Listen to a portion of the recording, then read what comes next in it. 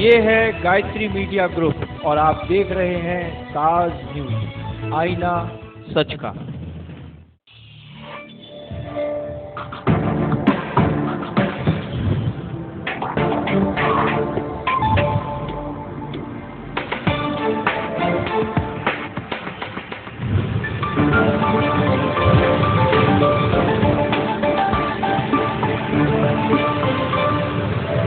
नमस्कार, ताज न्यूज के इस बुलेटिन में आप सभी का स्वागत है। मैं हूं आशिया खान। खबरों की शुरुआत करते हैं सुर्खियों के साथ। केंद्रीय भूतल परिवहन मंत्री नितिन गडकरी ने अछनेरा में सुना किसानों का दर्द। पीड़ित किसानों से किया वादा, हर संभव मिलेगी मदद, न हो परेशान। अंबेडकर जयंती पर न्यायालय में अवकाश न होने के चलते नाराजगी। बार एसोसिएशन के वकीलों ने जिला जज के सामने जताई आपत्ति। डग्गेमार वाहनों पर रोडवेज और जिला प्रशासन का चला डंडा। रोडवेज को इन वाहनों के कारण हो रहा है लाखों का नुकसान। और छावनी परिषद में नहीं हो रहे हैं विकास कार्य। उपाध्यक्ष पंकज महेंद्रू ने लगाए सीईओ पर आरोप। प्रधानमंत्री नरेंद्र मोदी के दूतों ने मंगलवार को अछनेरा में किसानों से सीधी बात की। केंद्रीय भूतल परिवहन मंत्री नितिन गडकरी ने पीड़ित किसानों को हर संभव मदद का भरोसा दिलाया। नुकसान की रिपोर्ट के आधार पर आगामी 12 अप्रैल को प्रधानमंत्री किसानों के लिए घोषणा करेंगे। गडकरी के साथ मोदी सरकार के 2 अन्य मंत्री भी किसानों के आंसू पोंछते नजर आए। बीते दिनों हुई झमाझम बारिश और ओलावृष्टि ने जिले भर के किसानों की फसल तबाह कर दी है। अब केंद्र की मोदी सरकार देश भर में हुई क्षति का आकलन करा रही है। इसी क्रम में मंगलवार को केंद्रीय भूतल एवं सड़क जहाजरानी मंत्री नितिन गडकरी ने किसानों से सीधी बात की। अछनेरा के गांव छपोखर में आयोजित सभा में नितिन गडकरी ने किसानों की तबाही पर दुख जताया। भाजपा के प्रदेश अध्यक्ष लक्ष्मीकांत वाजपेयी ने किसानों का दर्द मंत्री गणों को बताया। मैं वो एक बार किसानों की दशा के बारे में बताता और उसके बाद माननीय नितिन गडकरी जी केंद्रीय भूतल परिवहन एवं जहाजरानी मंत्री और तो से किसान है, चाहे गन्ना का किसान काम हो, चाहे गेहूं का काम हो, चाहे दलहन और तिलहन का काम हो। फतेहपुर सीकरी सांसद चौधरी बाबूलाल ने मोदी के दूतों को आगरा के किसानों की समस्याएं बताईं। भाजपा सांसद ने केंद्र सरकार से मुआवजे की राशि सीधे पीड़ित किसान के खाते में भेजने की मांग रखी।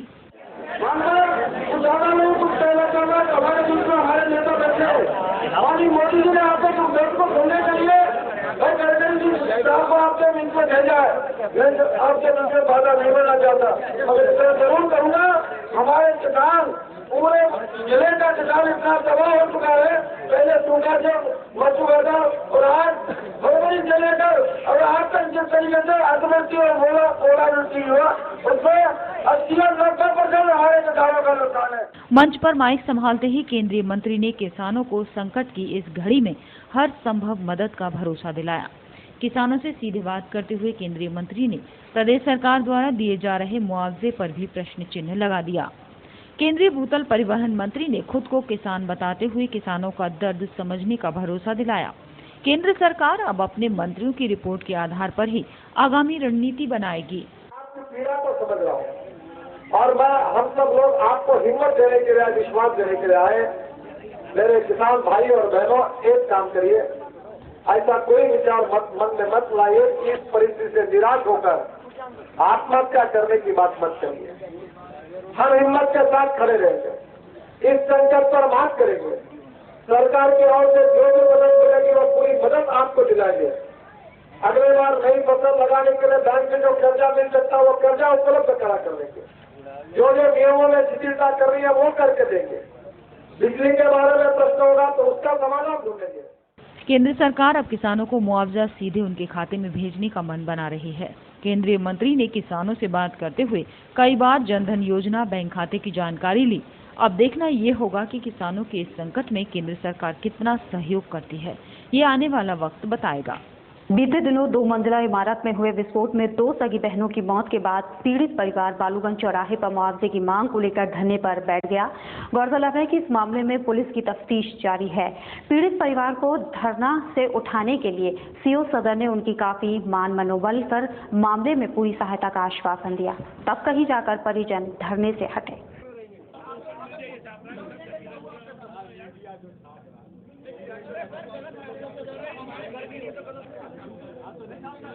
आप अखबार में उठाइए कि पुलिस से ये कहा जा रहा है कि वहाँ पे बमों का जखीरा मिला है। सर हम एक मिनट चौधरी चीनी में जो लिखा जाता वही जी साहब, हमने आपकी सब बात मानी। आपकी तरफ से आश्वासन क्या है कि आपको परिचय दिया पड़ेगा?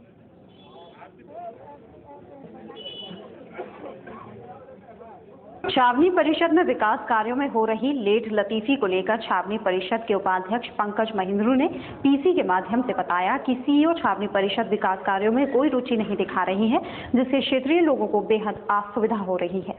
जैसा होता था महाभारत में पांडवों ने एक लड़ाई लड़ी कौरव के विरुद्ध, सर आज स्थिति जो है छावनी बोर्ड की एक महाभारत की तरह है। मेरे को कुछ समय आपको देना पड़ेगा। सबसे पहले तो मैं आप लोगों को कॉन्वेंट स्कूल में एडमिशन को लेकर समाजवादी सरकार के जिला अध्यक्ष फारूक सियार सेंट एंथनी पहुंचे, जहां उन्होंने सरकार द्वारा गरीब बच्चों के लिए निर्धारित 25% प्रवेश पत्रों के बारे में स्कूल प्रशासन से जानकारी लेने का प्रयत्न किया, लेकिन स्कूल प्रशासन ने इस मामले में कोई रुचि नहीं दिखाते हुए कोई जानकारी उपलब्ध नहीं कराई। हम सेंट एंथनी स्कूल में ये जानकारी करने के लिए अपने पार्टी के साथियों के साथ गए थे, तो शिक्षा का अधिकार अधिनियम के तहत वहाँ बराबर के दाखिले दिए जा रहे हैं या नहीं। 25% गरीब बच्चों को दाखिले दिए जाने चाहिए और बिना भेदभाव के आधार दिए जाने चाहिए। पूरे शहर के अभिभावक भटक रहे हैं, एडमिशन नहीं हो रहे हैं। अगर कोई 1 लाख 1.5 लाख रिश्वत देने में सक्षम नहीं है, क्या उसको ये अधिकार नहीं है कि अपने बच्चों को वो उच्च शिक्षा नहीं दिला सके? यूपी लोक सेवा आयोग चेयरमैन के खिलाफ अब केंद्रीय मानव संसाधन विकास राज्य मंत्री आंदोलन का बिगुल फूंकेंगे। मंगलवार को मंत्री आवास पर शहर भर के भाजपाइयों ने बैठक कर आगामी रणनीति तैयार की। गौरतलब है कि बीते दिनों भाजपाइयों के ऐसे ही प्रदर्शन के दौरान पुलिस की लाठियों के साथ मुकदमे भी झेलने पड़े थे। लेकिन एक बहुत बड़ा घोटाला और बहुत बड़ा अत्याचार युवाओं के साथ हुआ है उत्तर प्रदेश के, कि एक ही जिले के बल्कि 2 जिलों के ही, क्या उत्तर प्रदेश में 2 ही जिलों में नौजवान रहते हैं? क्या एक ही बिरादरी में नौजवान रहते हैं? उत्तर प्रदेश में इतना बड़ा घोटाला हुआ इस दाखिला में कि 2 ही जिले के एक ही बिरादरी के लोगों को शामिल किया गया। उसके विरोध में पूरा उत्तर प्रदेश का युवा वर्ग उद्वेलित है। तो माननीय सांसद जी जो आगरा से सांसद हैं, लेकिन केंद्र सरकार में प्रतिनिधि भी हैं, तो प्रतिनिधि हैं वो केंद्र सरकार के, प्रोटोकॉल का उनका पद है, लेकिन जब जनता उद्वेलित है तो उसको लीड करना भी उनका कर्तव्य बनता है और उन्होंने इस आंदोलन करने का निश्चय किया है। निश्चित तौर पर भारतीय जनता पार्टी का जो प्रदर्शन जो होगा माननीय रामचंद्र जी कटेरिया जी के नेतृत्व में इस उत्तर प्रदेश के लिए मील का पत्थर साबित होगा। इस आगरा की धरती से इस उत्तर प्रदेश की सरकार को उखाड़ने का काम इस आगरा की धरती से होगा। किसके विरोध में ये प्रदर्शन करना है? मुख्य एजेंडा क्या है? समाजवादी पार्टी की सरकार का जो कार्यकाल 3 साल का आपने देखा है और इस उत्तर प्रदेश की जनता ने देखा है, निश्चित तौर पर भारतीय जनता पार्टी के कार्यकर्ता, भारतीय जनता पार्टी के नेता और जनता को साथ में लेके उस आंदोलन को रूप देंगे। किसानों से सीधी बात करने आए केंद्रीय मंत्री के कार्यक्रम में लोक कलाकारों ने नाटक के माध्यम से दर्द बयां किया। बेहद सादगीपूर्ण हुए कार्यक्रम में ना तो आलीशान मंच था और ना ही किसी तरह के स्वागत सम्मान का तामझाम, और तो और इस कार्यक्रम में मंच के आगे ही तक कोई नहीं बनवाया गया था। जहां बात किसानों की और ग्रामीण परिवेश की हो, वहां उनकी बात को लोक कलाकारों से अच्छा कौन व्यक्त कर सकता है। मंगलवार को अचनेरा के गाँव में केंद्रीय मंत्री नितिन गडकरी की सभा का आयोजन था। मोदी सरकार ने अपने मंत्रियों को किसानों का दर्द जानने के लिए उन्हें भेजा था। मंत्रीगणों और नेताओं के आगमन से पहले लोक कलाकार महावीर सोलंकी ने किसानों का दर्द बयां किया। नाटक और लोकगीतों के माध्यम से अन्नदाता की समस्या का मंथन किया गया।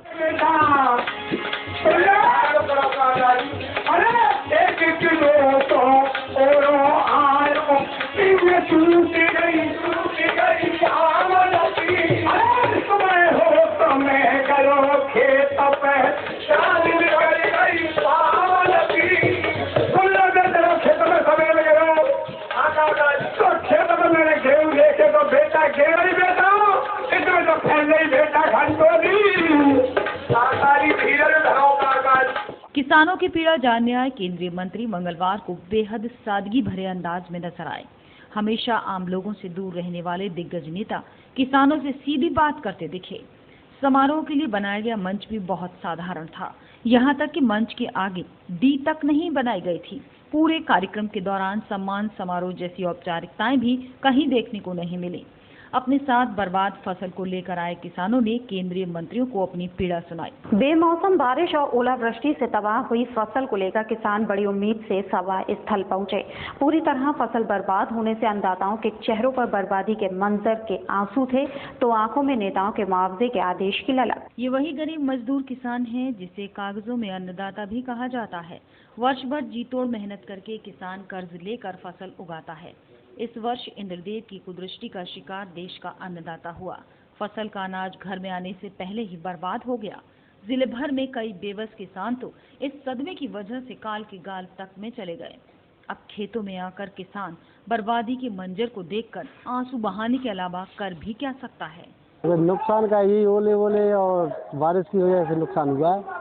कोई नेता आया अभी तक यहाँ पे देखने? अभी तो कोई आया नहीं। सरकार की ओर से कोई मुआवजा मिला है? कोई नहीं, कुछ नहीं। मंगलवार को किसानों की आप बीती सुनने आए मोदी के दूतों को सुनने के लिए किसान टकटकी लगाए रहे। उम्र के आखिरी पड़ाव पर डबडबाती आंखों में किसी और से मिलने वाली मदद की आस। अब तक राज्य और केंद्र सरकारों ने किसानों के इस संकट के समय में सिर्फ राजनीतिक रोटियां सेकी हैं। प्रदेश सरकार मुआवजे के लिए गेंद केंद्र के पाले में डाल देती है तो केंद्र सरकार भी राज्य सरकार पर गंभीर आरोप लगाने लगती है। आखिरकार नेताओं को इन किसानों के वोट के अलावा लेना ही क्या है। खेतों में बर्बाद हुई फसल को किसान अब देख देख कर रोने के लिए मजबूर है। तहसील दिवस के मौके पर खेरागढ़ में किसानों ने जमकर किया प्रदर्शन। राष्ट्रीय लोकदल के नेताओं ने जिनकी आवाज को बुलंद करने का काम किया। बर्बाद फसल के लिए क्षेत्र में चल रहे सर्वे के लिए रालोद नेताओं ने प्रशासन के नुमाइंदों को कटघरे में खड़ा किया और मुआवजे के नाम पर चल रहे माहौल को रोकने की मांग की। किसानों की माने तो क्षेत्र में गरीबों की सुनने वाला कोई नहीं और रिपोर्ट से लेकर मुआवजे के वितरण तक में घोर मनमानी चल रही है। किसानों की जो फसल का नुकसान हुआ है, किसानों के लिए जाते हैं, एक घर में जाकर के रिपोर्ट तैयार कर लेते हैं, बस वहाँ शासन प्रशासन को दे देते हैं। पूरे किसान सदमे की तरह हार्ट अटैक से मर रहे हैं। कोई उनकी सुधरने वाला भी नहीं है, उनके घर भी नहीं जा रहे हैं। किसान आज आप सुन रहे हैं किसान की आवाज। किसान की आवाज यदि आ रही है तो ये सच है। मैं आपको एक बात बता दूं, लेखपाल क्या कर रहे हैं, क्या कानूनी प्रक्रिया हो रही है। हमारे प्रशासनिक अमला जो है वो पूर्णतः संदेह के घेरे में है। वो ऊपर से आदेश है सरकार के माध्यम से कि किसान को जो क्षति हुई है, किसान का जो नुकसान फसल का हुआ है, उसको 50% से नीचे आप दिखाओ, जिससे उसको मुआवजे के तौर पर 0 के बराबर पैसा मिले। और जबकि अगर आप देखना चाहें नुकसान तो पूरे क्षेत्र में फसल 80% से ज्यादा नुकसान हुई। और यदि ये 80% या 60% से ज्यादा का आकलन करके अगर सर्वे दिखाते हैं तो इनको पूरी फसल का मुआवजा देना पड़ेगा। इसलिए ये लोग किसानों को अनदेखी करके शासन प्रशासन के आदेश पर उनकी चापलूसी करते हुए एक घर में बैठ करके लेखपाल जाता, पूरे गांव की रिपोर्ट लगा देता। डॉक्टर अम्बेडकर जयंती पर अवकाश घोषित नहीं किए जाने पर वकीलों ने जताया रोष, जिन्होंने डॉक्टर अम्बेडकर बार एसोसिएशन के तत्वावधान में जिला जज के न्यायालय के सामने प्रदर्शन किया। वकीलों ने न्याय प्रशासन के रवैये पर नाराजगी का इजहार किया और 14 अप्रैल के दिन अम्बेडकर जयंती के मौके पर अवकाश घोषित करने की मांग की। जनपद न्यायालय में धरने पर बैठे ये लोग डॉक्टर अम्बेडकर बार एसोसिएशन के पदाधिकारी हैं, जिन्हें अम्बेडकर जयंती के दिन दीवानी में अवकाश न होने पर भारी आपत्ति है। इस संबंध में अधिवक्ताओं द्वारा न्याय प्रशासन से लिखित में भी गुजारिश की गई है, लेकिन उस पर कोई अमल नहीं किया गया। बाध्य होकर बाबा साहब के अनुयायी वकीलों को धरने पर बैठना पड़ गया, जिन्होंने आगामी 14 अप्रैल को जनपद न्यायालय में अवकाश घोषित किए जाने की मांग की। देश सारे संसार को मालूम है कि 14 अप्रैल बाबा साहब डॉक्टर अम्बेडकर की जयंती है और सारी दुनिया के हमारे देश के केंद्र सरकार में भी छुट्टी होती है, उत्तर प्रदेश सरकार भी छुट्टी करती है। इससे पहले 14 अप्रैल को आगरा के न्यायालय में छुट्टी होती रही है, लेकिन अब कुछ वर्षों से हाईकोर्ट में छुट्टी नहीं होती। लेकिन हाईकोर्ट ने ये व्यवस्था कर दी थी कि 5 छुट्टी जो लोकल हॉलीडे होती हैं उनमें से एक छुट्टी बाबा साहब होनी चाहिए।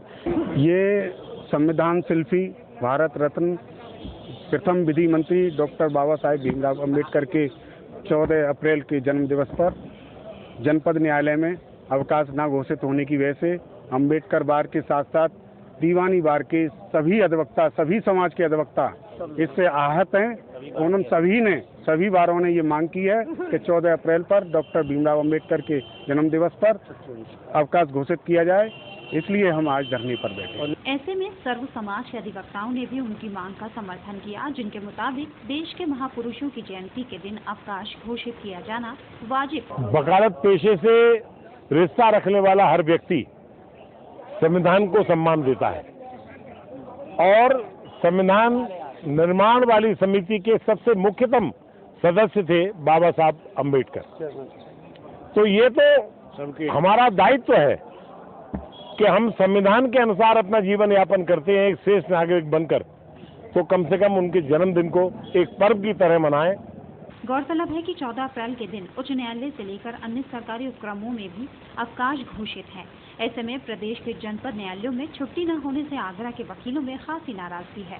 तहसील सदर में आर.के. बाबुओं की हड़ताल से प्रशासनिक और न्यायिक काम पर पड़ रहा है काफी प्रभाव विपरीत, जिसका खामियाजा जनता और वहां काम करने वाले वकीलों को भुगतना पड़ रहा है।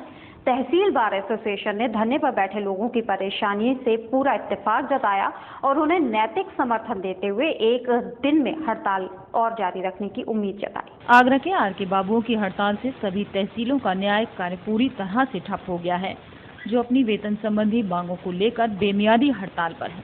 ऐसे में तहसील में आने वाली जनता को भारी असुविधा हो रही है, जबकि तहसीलों के वकीलों का काम भी बाधित हो रहा है। आर.के. बाबुओं की गैर मौजूदगी में जिनके कामों की पैरवी अधूरी रह जा रही है। ऐसे में वकीलों ने भी उनकी हड़ताल का समर्थन कर दिया और उनकी मांगों को वाजिब बताते हुए न्यायिक कार्य का बहिष्कार किया। इनका कहना है आर.के. बाबुओं का कि हमारे पटलों पर हमसे काम ड्यूटी से अधिक लिया जाता है और वास्तविकता यह है कि हम लोग देखते हैं इनके कार्य से हम लोग जुड़े हुए हैं, क्योंकि विधि सम्मत जितने भी कार्य हैं सभी इनके पटलों से होते हैं, लेकिन उस नौकरी के हिसाब से जितना ये समय देते हैं, जितना परिश्रम करते हैं, उसके हिसाब से इनको वेतन नहीं मिलता है। तो इन बिल्कुल हम लोग मानते हैं इनकी, हमने इनको समर्थन दिया है कि जब तक आप जो हैं आपको कोई न्याय संगत उत्तर नहीं मिलता है तब तक हम भी आपके साथ हैं। हम लोग सारी तहसील बार एसोसिएशन आज इनके समर्थन में आज हम हड़ताल पर हैं और कार्य से विरत हैं और इनकी मांगे बहुत जायज़ है। ये रात को 8-8, 9-9 बजे तक काम करते हैं यहाँ पर और इनका वेतन 2800 की जगह 2400 रुपये ही मिल रहा है आज तक की डेट में, जबकि इनका 2800 होना चाहिए। डग्गेमार वाहनों के खिलाफ सख्ती से पेश आया रोडवेज और स्थानीय प्रशासन, जिसके अधिकारियों ने एक संयुक्त टीम बनाकर बस अड्डों के बाहर डग्गेमार बसों को नहीं लगने दिया। रोडवेज अधिकारियों ने बताया कि इससे विभाग को रोजाना लाखों रुपए के राजस्व की हानि हो रही थी, जिसको ध्यान में रखकर ये अभियान चलाया गया। ये नजारा ISBT का है, जहाँ पर आज सब कुछ बदला बदला सा नजर आ रहा है। फिर चाहे बात बसों के बेतरतीब चालन की हो या फिर गेट पर ठेल ढकेल से होने वाले अतिक्रमण की, मुख्य द्वार से लेकर अंदर तक सब कुछ व्यवस्थित दिख रहा था। दरअसल विभागीय लोगों ने अव्यवस्थाओं के खिलाफ सख्ती दिखाई। प्रशासन के हस्तक्षेप के बाद जिन्होंने बस अड्डों से केवल रोडवेज बसों का ही संचालन होने दिया, जबकि रोजाना की तरह यहाँ जाम होने वाली डग्गेमार बसों का दूर दूर तक अता पता नहीं था। विभागीय लोगों के मुताबिक उनकी मौजूदगी से रोडवेज को करारी चपत लग रही थी। यात्रियों की सुविधा के लिए लगाया गया, दूसरा एक राजस्व को सरकार का बहुत बड़ा घाटा हो रहा था और उससे कर्मचारियों हाँ डग्गेमारी यहाँ से कर रहे थे, बस स्टेशनों से डग्गामारी कर रहे थे। यात्रियों को भी असुविधा हो रही थी बहुत बड़ी। यहाँ से ले जाते थे गुमराह करके लखनऊ, कानपुर और मैनपुरी और इटावा उतार दिया जाए चौराहे को, वहाँ यात्री भटक रहा है, परेशान हो रहा है।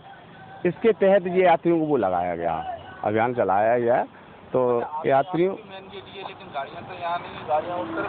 नहीं तो व्यवस्था सही है, उधर आउट गेट है ना, उधर एक इनका गेट आउट गेट है बाकायदा, ऐसा हो रही है, बने हुए हैं दोनों गेट बने हुए हैं। जबकि यहाँ ठेल धकेल लगाकर अपनी रोजी रोटी कमाने वाले लोगों ने बताया कि परिवहन विभाग के लोगों का ये दिखावा है जो ज्यादा दिन तक नहीं चलेगा।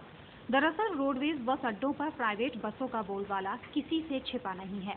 उनका आरोप है कि विभागीय लोगों की मिलीभगत से जमकर डग्गेमारी की जाती है, जिसके बाद अब पुलिस और प्रशासन की मदद से व्यवस्थाओं का बनाने का उपक्रम किया जा रहा है। फिलहाल यहाँ रुकेंगे एक छोटे से ब्रेक के लिए, जल्द हाजिर होंगे, देखते रहिए ताज news.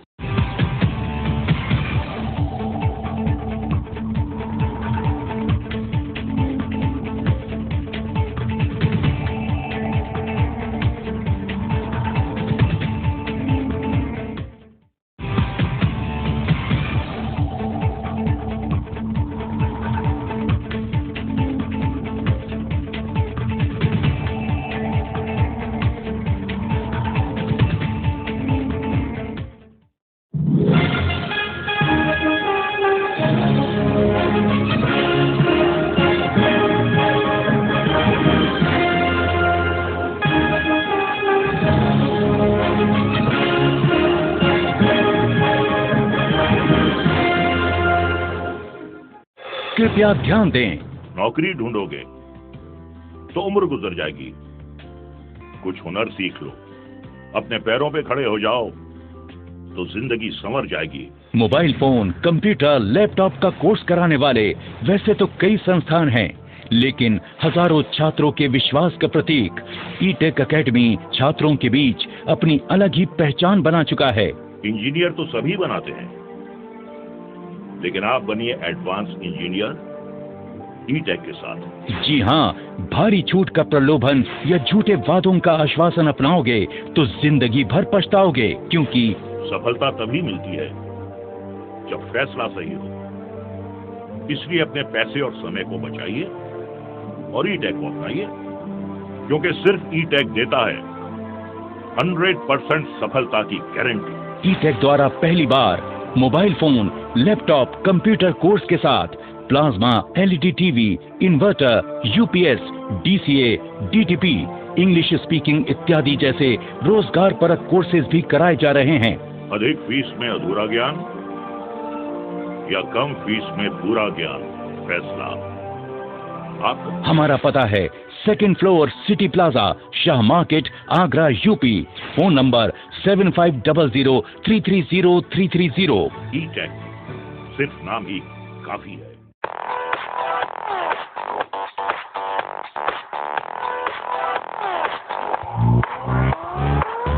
Shri Balaji jewellers, gold, silver और डायमंड ज्वेलरी मिलने का विश्वसनीय स्थान। हमारे यहाँ आपको gold, hallmark certificate gold jewellery नए कलेक्शन के साथ उपलब्ध मिलेगी।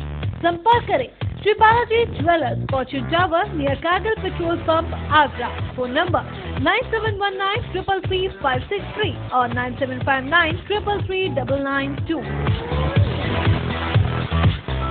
श्री बालाजी ज्वेलरी, दुल्हन की jewellery, AD jewellery, artificial bangles, chain व सभी प्रकार के सेट यहाँ पर उपलब्ध है, तो तुरंत संपर्क करें। 21 सुपर बाजार, कारगिल पेट्रोल पंप के पीछे, आगरा। फोन नंबर 9358464218 और 8865911110।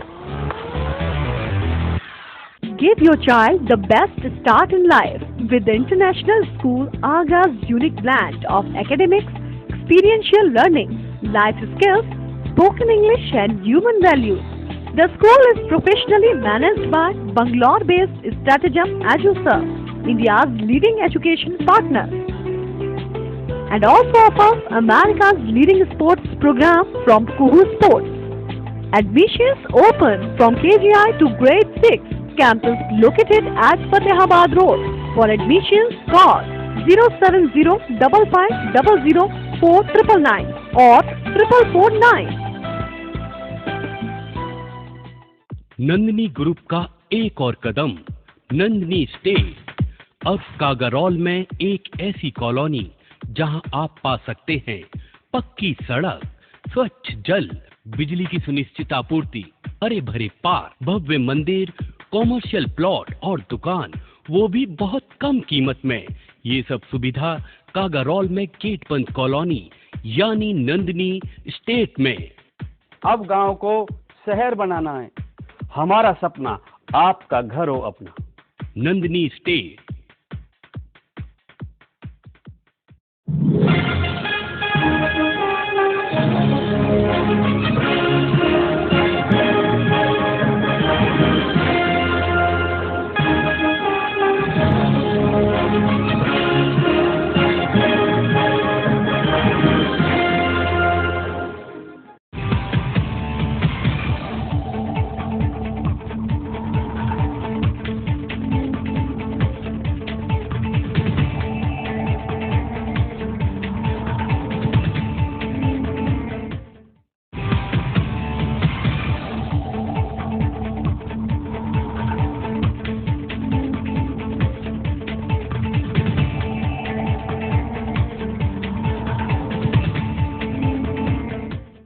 सोमवार को 18वें सदन में भीमनगरी अम्बेडकर जयंती पर हंगामा होने के बाद शहर के महापौर इंद्रजीत आदे भीमनगरी क्षेत्र की मलिन बस्तियों का दौरा करने पहुंचे। इस दौरान सपा के राष्ट्रीय महासचिव रामजी लाल सुमन भी उनके साथ मौजूद थे। सोमवार को हुए नगर निगम सदन में बसपा पार्षदों ने अधिकारियों पर अम्बेडकर शोभा यात्रा के आयोजन में रुचि न दिखाने पर सदन में जमकर हंगामा किया था। और धरने पर बैठ गए थे, जिसके बाद महापौर इंद्रजीत आर्य ने बसपा पार्षदों को विकास कार्य कराए जाने का आश्वासन दिया था। अपने आश्वासन को पूरा करने के लिए महापौर इंद्रजीत आर्य सपा के राष्ट्रीय महासचिव रामजी लाल सुमन के साथ गोकुलपुरा की मलिन बस्तियों का दौरा करने पहुंचे। महापौर का कहना था कि सभी व्यवस्थाएं समय रहते पूरी कर ली जाएंगी और इस आयोजन को भव्य रूप दिया जाएगा। इतने लोगों को काफ़ी सफाई वगैरह को लेकर के शिकायत थी। रंग गली को देखा, वहाँ भी टूट पड़ी है, वहाँ का गली का निर्माण आदि होना है। और ये राजा मंदिर जो रास्ता जाते हैं यहाँ भी रोड टूटा पड़ा है, जहाँ आवश्यकता है पैच वर्क की, वो सब नोटिस की हमने, पैच वर्क वगैरह हुआ। नाली को भी हम देख के आए, वहाँ बाउंड्री वॉल टूटी पड़ी है और वो अच्छा नहीं बना है, सर निर्माण कार्य में कहीं कमी है। मैं निश्चित उसकी रिपोर्टिंग करूँगा, उसकी जांच करवाऊँगा। ये नाला कैसा बना जो जल्दी टूट गया। मेयर के इस दौरे की सूचना पर निगम अधिकारी भी मौके पर पहुंच गए, जिन्हें महापौर ने सभी व्यवस्थाएं दुरुस्त कराए जाने के निर्देश दिए। महापौर के साथ दौरे में उप नगर आयुक्त भी साथ रहे और गोकुलपुरा की मलिन बस्तियों का दौरा कर ताकि साफ सफाई के साथ अन्य कार्य भी कराए जा सके। सपा के राष्ट्रीय महासचिव रामजी लाल सुमन के गोकुलपुरा आने की खबर पर मलिन बस्तियों की महिलाएं भी रामजी लाल सुमन से अपनी फरियाद लेकर पहुंची। महिलाओं का आरोप था कि चुनावों में वोट लेने के बाद नेता भूल जाते हैं। वहीं महिलाओं में कई महिलाएं विधवा पेंशन के लिए चक्कर लगा कर थक चुकी हैं, तो कई को डूडा के मकान तक नहीं मिले हैं। गरीब जनता शायद वोटों के लिए ही होती है, या कहें एक वोट बैंक से ज्यादा कुछ नहीं। यही कारण है कि जैसे ही गोकुलपुरा की मलिन बस्तियों में सपा के राष्ट्रीय महासचिव पहुंचे, यहां की दर्जनों क्षेत्रीय महिलाओं ने उन्हें घेर लिया। रामजी लाल सुमन ने सभी की बातें सुनी और उन्हें मदद का भरोसा दिलाकर वहां से चले गए। पीड़ित महिलाओं का कहना था कि नेता यहां आते हैं और चले जाते हैं। हर बार हम अपनी समस्याओं के बारे में उन्हें बताते हैं, लेकिन सुनवाई आज तक नहीं हुई। ये नेता सिर्फ वोट लेने आते हैं और उसके बाद हमें भूल जाते हैं। यहाँ मौजूद कुछ पीड़ितों ने बताया कि विधवाओं को मिलने वाली विधवा पेंशन भी नहीं मिल पा रही है, जबकि कई बार नेताओं से मुलाकात कर चुकी हैं। इतना ही नहीं, उन्होंने ये भी कहा कि डूडा के गरीबों को मिलने वाले मकान भी उन्हें नहीं मिल पाए और बिना जांच पड़ताल किए ही अधिकारी फॉर्म को निरस्त कर देते हैं। कहते हैं हम विधवा हैं, हमारे पास रहने की जगह नहीं है, किसी के यहाँ रहते हैं। हम वो बार बार मुझसे कह रहे हैं कि भैया कहीं और रहो। हमने 3-4 बार 2 दफे फार्म भरा, एक बार भी फार्म के लिए जाँच करने नहीं आया कोई, और न किसी चीज़ की सुनवाई। वहाँ चक्कर लगा के नगर निगम को थक गए फिर बैठ गए। उन्होंने कह दिया वहीं से ऑर्डर नहीं आया, जब जाँच करने आगे फार्म को जाँच तो होना चाहिए, वो भी नहीं हुआ। कि बिना जाँच के ही सारे कागजों को पूरा कर दिया जाता है। नहीं, जाँच के बाद जाँच करने नहीं आया। बनी बैंक की हमारे ना पैसा आ रहा ना कुछ आ रहा। किस चीज़ की किताब बनी थी? यही सरकारी किताब बनी थी, बैंक की किताब है। क्या कहा गया था बनवाइए? पैसा आएगा सरकार की तरफ से, कुछ भी नहीं आया, 1 रुपया भी नहीं आया। हमने अकाउंट अपने चालू करा लिया, उसमें कुछ आ ही नहीं गया। गरीबों के लिए कुछ बनाया है, कुछ करा है, तो उनको वो है सहारा, एक भी सहारा नहीं है। आदमी हमारा नशेबाज, रिक्शा चलाने वाला सफर नहीं, पानी की परेशानी, राजा मंडी में पानी की परेशानी, पानी के लिए तड़पते हैं, किधर भागते हैं पानी जब मिलता। पीड़ितों से मुलाकात करने के बाद सपा महासचिव सभी को जल्द समस्या का समाधान कराने का आश्वासन दे गए। बहरहाल इन पीड़ितों की समस्याओं का हल कब तक हो पाता है, ये देखने वाली बात होगी। बीते दिनों कांग्रेस के हुए आंदोलनों पर प्रदेश नेतृत्व ने जिला कांग्रेसियों की पीठ थपथपाई और उन्हें सम्मान पत्र भेजे। जिला कांग्रेस अध्यक्ष ने सभी सम्मानित कार्यकर्ताओं और पदाधिकारियों का अपने कार्यालय पर माला पहनाकर और सम्मान पत्र देकर स्वागत किया, जिसके बाद कांग्रेस भी खासा उत्साहित दिखाई दिए। अब तक शांत दिख रही कांग्रेस में बीते दिनों कई आंदोलन देखने को मिले, जिसके बाद प्रदेश नेतृत्व ने भी आगरा के कांग्रेसियों की जमकर तारीफ करते हुए जुझारू कार्यकर्ताओं को उनके नाम से एक सम्मान पत्र भेजा। कांग्रेसियों की पीठ थपथपाई गई तो जिला कांग्रेसियों में भी उत्साह नजर आया। जिला अध्यक्ष दुष्यंत शर्मा ने जिला कार्यालय पर एक सम्मान समारोह आयोजित कर सभी कार्यकर्ताओं का माला पहनाकर जोरदार स्वागत किया और प्रदेश नेतृत्व की ओर से आए सम्मान पत्र को भी उन्हें सम्मान दिया। 12 तारीख को जिला कांग्रेस कमेटी के जुझारू नेताओं ने, कार्यकर्ताओं ने ग्राम ब्लॉक लेवल पर जाकर के जो कार्य किए हैं, जो आंदोलन को सफल बनाया है, रेल रोको आंदोलन हो चाहे राष्ट्रीय राजमार्ग रोको आंदोलन हो, उसमें तन मन धन से गांव की गलियों तक, ब्लॉक और ग्राम पंचायत, न्याय पंचायत स्तर तक लोगों को जो इकट्ठा किया था, उस आंदोलन को सफल बनाने में जो योगदान किया है, उसके लिए ये बैठक आयोजित की गई है और सभी लोगों को सम्मानित किया गया है। माननीय प्रदेश अध्यक्ष जी ने हमसे लिस्ट मांगी थी कि जो जुझारू कार्यकर्ता हैं आप उनकी हमें लिस्ट दीजिए। उस लिस्ट को हमने दिया इन्हें और उन्होंने व्यक्तिगत तरीके से इन सब लोगों को एक पत्र सम्मानित पत्र दिया और इनकी घायल और शुभ कामना की एक लेटर दिया है, जिससे हमारे कार्यकर्ता बहुत उत्साहित। सम्मान पाने के बाद अब तक दूर से नजारा देख रहे कांग्रेसी भी जोश में दिखाई दे रहे हैं और भविष्य में होने वाले आंदोलन में अपनी सहभागिता दर्ज कराने के लिए आतुर हैं। अम्बेडकर जयंती और भीमनगरी की तैयारियों को लेकर सपा पर अनदेखी का आरोप लगा। सरकार के खिलाफ अपना आक्रोश जताने वाले बसपा नेताओं पर सपा के राष्ट्रीय महासचिव ने बाबा साहब की शोभा यात्रा के नाम पर राजनीति करने का आरोप लगाया है। इतना ही नहीं, अनिल यादव वाले मसले पर भी केंद्रीय राज्य मंत्री रामशंकर कठेरिया पर इस बात पर मामले में राजनीति करने का आरोप लगा।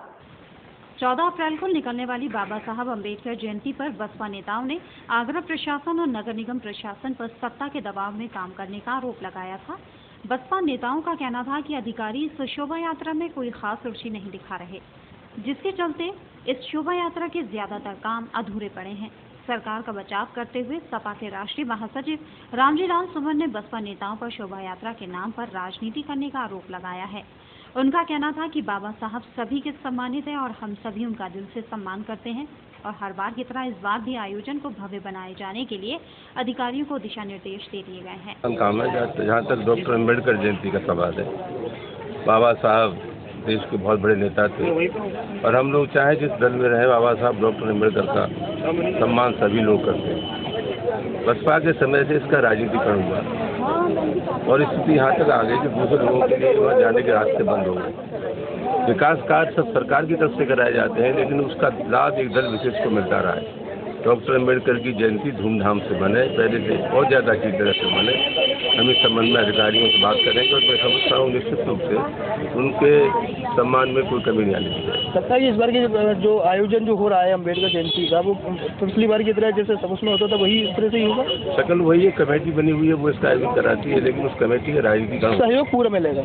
प्रशासन पूरा सहयोग कर रहा है, सहयोग मिलेगा। इतना ही नहीं, बीते दिनों पीसीएस का पर्चा लीक होने पर विपक्ष ने सपा को कटघरे में खड़ा कर दिया, जिस पर उनका कहना था कि विपक्ष का काम होता है सत्ता पक्ष पर आरोप लगाना।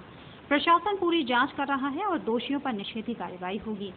साथ ही एबीवीपी के कार्यकर्ताओं का समर्थन करते हुए भाजपा के केंद्रीय राज्य मंत्री रामशंकर कठेरिया के 9 अप्रैल के आंदोलन पर नो कमेंट कहते हुए शांत हो गए। हालांकि उन्होंने कहा कि वो जो चाहे कर सकते हैं, ये लोकतंत्र है। लगा देते थे राजनीतिक दलों के लोगों का आरोप लगाना, आप लोग जानते हो जनतंत्र में राजनीतिक पार्टियां जलसे करती हैं, कोई समस्या होती है, परंतु प्रशासन को इसका गुरदोष के आधार पर निष्ठान करना होता है। हमारा मकसद किसी को अनावश्यक रूप से परेशान करने का नहीं है। केंद्रीय राज्य मंत्री रामशंकर कठेरिया उन्होंने ऐलान किया है कि 9 तारीख को वो सड़कों पर उतरकर अनिल यादव के खिलाफ प्रदर्शन करेंगे और जब तक उन्हें बर्खास्त नहीं कर दिया जाएगा तब तक वो अपना प्रदर्शन जारी रखेंगे और सड़कों पर जो है वो एक आंदोलन लेकर निकलेंगे। वो जो चाहे करें, लोकतंत्र है, हर व्यक्ति को करने का। गौरतलब है कि इन दिनों सपा को भाजपा बसपा दोनों ही विरोधियों ने घेर लिया है और सपा लगातार विपक्ष के तमाम आरोपों से इनकार कर इसे विरोधियों की राजनीति बता रही है। बहरहाल इतना जरूर है कि विपक्षी भी सरकार को घेरने का कोई मौका नहीं छोड़ रहे। सुप्रीम कोर्ट के आदेशों के बाद जहां ताज परिसर में अवैध फोटोग्राफरों और हॉकरों पर प्रतिबंध लगा दिया गया था, तो वहीं प्रशासन इनको ताज परिसर से खदेड़ पाने में असमर्थ थे, जिसे ताज न्यूज ने अपने चैनल के माध्यम से प्रसारित किया। तो वहीं इस खबर का अवसर कुछ ऐसा पड़ा कि ताज सुरक्षा में तैनात पुलिसकर्मियों ने ताज परिसर में अभियान चला, अवैध फोटोग्राफरों और हॉकर्स को बाहर का रास्ता दिखा दिया। ताज परिसर जहां आए दिन अवैध फोटोग्राफर्स और हॉकरों की वजह से सैलानियों को खासी दिक्कतों का सामना करना पड़ता था। इतना ही नहीं, कई बार दूर दराज से आए पर्यटकों के साथ ये लव के अभद्र व्यवहार भी कर देते थे। इन सभी समस्याओं को देखते हुए सुप्रीम कोर्ट ने देश की छवि को बचाने के उद्देश्य से इन लवकों को ताज परिसर में प्रतिबंधित कर दिया, जिससे ये लवके ताज परिसर के 500 मीटर के दायरे से बाहर रहकर ही अपना काम करते थे। लेकिन सुरक्षा कर्मियों की लापरवाही के चलते ये लवके बेखौफ होकर ताजमहल के पास ही सक्रिय रहते हैं। सुप्रीम कोर्ट के आदेशों की अवहेलना होते हुए जब ताज न्यूज की टीम ने देखा तो उसे अपने कैमरे में कैद कर लिया और इस खबर का प्रमुखता से प्रसारण भी किया। इस खबर पर जब ताज सुरक्षा के आला अधिकारियों की नजर पड़ी तो उन्होंने तत्काल प्रभाव से एक टीम गठित कर ताज परिसर में लवका हटाओ, देश की छवि बचाओ अभियान चलाया, जिसमें पेट्रोलिंग कर ताज सुरक्षा के कर्मियों ने इन अवैध फोटोग्राफर्स और हॉकर्स को ताज परिसर से बाहर का रास्ता दिखा दिया। पेट्रोलिंग के दौरान इन लवकों में भगदड़ सी मच गई, जिसके बाद सुरक्षा कर्मियों ने इन्हें हिदायत देकर छोड़ दिया कि अब यहां से कोई काम नहीं करेगा। यदि आप लोगों को काम करना है तो जगह आपके लिए सुप्रीम कोर्ट से निर्धारित की गई है, वहां से करें, अन्यथा आप लोगों के खिलाफ कानूनी कार्रवाई की जाएगी। तो पार्किंग से करिए। आप पुरानी मंडी से आपको जब दिया 500 मीटर की परिधि के बाहर, आप पुरानी मंडी से करिए, हमें कोई एतराज नहीं है। पर्यटक वहाँ से आप लीजिए, पर्यटक आपके साथ में आएगा, हमें कोई प्रॉब्लम नहीं है। लेकिन आप बीच में से डिस्टर्ब करेंगे, किसी पर्यटक के साथ अभद्रता करेंगे तो बख्शा नहीं जाएगा। श्रीमान क्षेत्राधिकारी महोदय ताज सुरक्षा और एसओ महोदय के आदेश मिले हैं कि जो लपका हैं ये 500 मीटर के बैरियर के बाहर रहेंगे, फोटोग्राफर भी 500 मीटर के बाहर रहेंगे, उन सबको बाहर किया जा रहा है। और 500 मीटर का जो क्षेत्र है ये पर्यटकों के लिए बिल्कुल सेफ जोन रहेगा। फिलहाल तो ताजमहल को ताज सुरक्षा में तैनात सुरक्षा कर्मियों ने लपका मुक्त करा दिया है। वहीं अब देखना यह है कि आखिर ताजमहल कब तक इन लपकों की गिरफ्त से बाहर रहता है, या एक बार फिर ये लपके ताजमहल पर अपना कब्जा जमा लेते हैं, जिसके बाद फिर पर्यटकों को अमानवीय व्यवहार से पीड़ित होना पड़ेगा। ताज परिसर के तरफ कोई वैकल्पिक मार्ग न होने की समस्या से वहां के बाशिंदे काफी सालों से जूझ रहे हैं, जिसके समाधान के लिए बुधवार को वैकल्पिक मार्ग निर्माण संघर्ष समिति के लोग एक ज्ञापन जिलाधिकारी को सौंपेंगे, जिसकी जानकारी संस्था के पदाधिकारियों ने एक प्रेस वार्ता के दौरान दी। नगला पैमा और उससे जुड़े कई अन्य गाँवों के लिए वैकल्पिक मार्ग की समस्या दिन पर दिन बढ़ती जा रही है, जिसका अभी तक कोई निस्तारण नहीं किया गया, जबकि कई बार वैकल्पिक मार्ग को लेकर प्रशासनिक अधिकारी दौरा कर चुके हैं। वैकल्पिक मार्ग की मांग को लेकर कई बार धरना प्रदर्शन भी किया गया, लेकिन अभी तक कोई निस्तारण नहीं हुआ। इन्हीं सब समस्याओं को देखते हुए वैकल्पिक मार्ग निर्माण संघर्ष समिति के लोगों ने डीएम को ज्ञापन सौंपने का मन बनाया है। समिति के पदाधिकारियों का कहना है कि हम आने वाली 8 तारीख को सुबह 11 बजे नगला पेमा सहित अन्य गाँव की समस्या वैकल्पिक मार्ग को लेकर डीएम साहब को एक ज्ञापन सौंपेंगे और उनसे निवेदन करेंगे कि जल्द से जल्द इस वैकल्पिक मार्ग की समस्या का निस्तारण किया जाए। यदि इसके बाद भी वैकल्पिक मार्ग की समस्या को लेकर प्रशासन और गैर जिम्मेदार रहा तो फिर उग्र आंदोलन किया जाएगा। वैकल्पिक मार्ग को लेकर के कई बार धरना प्रदर्शन हुआ है और प्रदर्शन वो उग्र तक पहुंचा है। तमाम सारे ही गांव के लोग जो 17-18 गांव इससे प्रभावित होते हैं वो सारे लोग आए बैठे धरने पर। असल में कई बार ऐसा हुआ है कि महिला प्रसूति से है और उसको कोई वाहन नहीं मिला, वो साइकिल से आई और कहीं बैरियर तक आते आते उसको वहीं प्रसूति हो गई है। तो इस तरह की कई समस्याएं बीच में आई हैं। कई लोगों का हम लेकर के जाते हुए देखा है, लेके जाते हैं इलाज के लिए और वो रास्ते पे ठेल पे बीच में ही ख़त्म हो जाता है। अगर ये वाहन उसे मिल जाते हैं या वैकल्पिक मार्ग मिल जाए तो शायद उससे जल्दी आदमी अस्पताल तक पहुँच जाए। माननीय सुप्रीम कोर्ट के आदेशानुसार 500 मीटर के दायरे में प्रदूषण युक्त वाहनों पर प्रतिबंध लगा दिया गया है। 500 मीटर होता है पुरानी मंडी चौराहे पर, परंतु प्रशासन ने अपने विवेक का इस्तेमाल करते हुए पुरानी मंडी पे न लगा करके पूर्वी गेट, जो कि ताजमहल पूर्वी गेट से मात्र 60 से 70 मीटर की दूरी पर बैरियर लगाया है। इसी प्रकार पश्चिमी गेट पे 50 से 60 मीटर पर बैरियर लगाया है। कैलाश मंदिर सिकंदरा स्थित बालाजी मंदिर पर मंगलवार को भक्तों द्वारा फूल बंगला और भंडारे का आयोजन हुआ, जिसमें भक्तों ने मंदिर में भजन पाठ किया।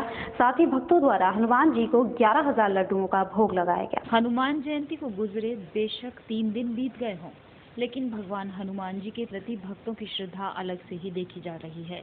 प्रतिदिन भक्तों द्वारा सुंदरकांड और भंडारों के आयोजन शहर में किए जा रहे हैं।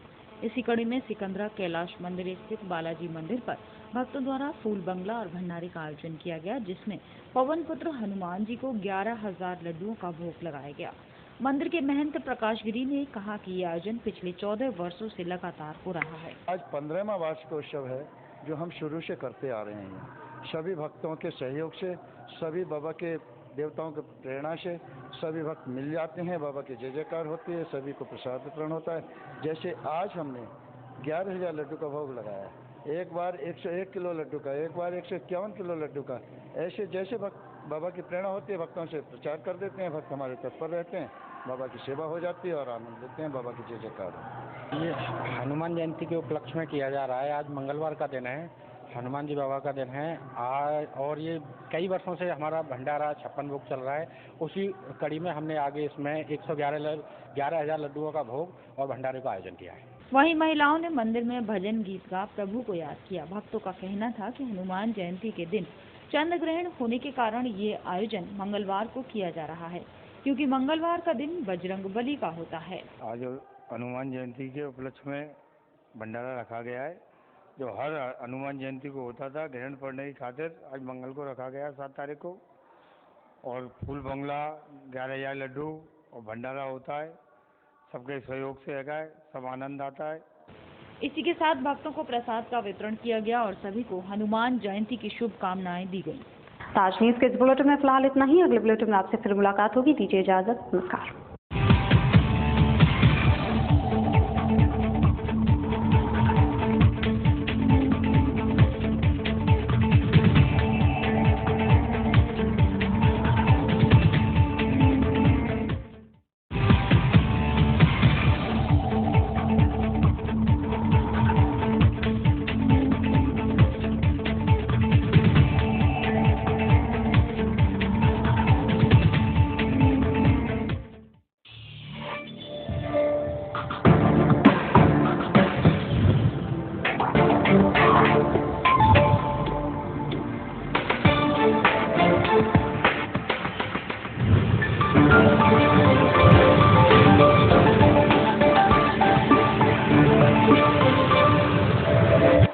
ये है गायत्री मीडिया ग्रुप और आप देख रहे हैं ताज न्यूज़, आईना सच का।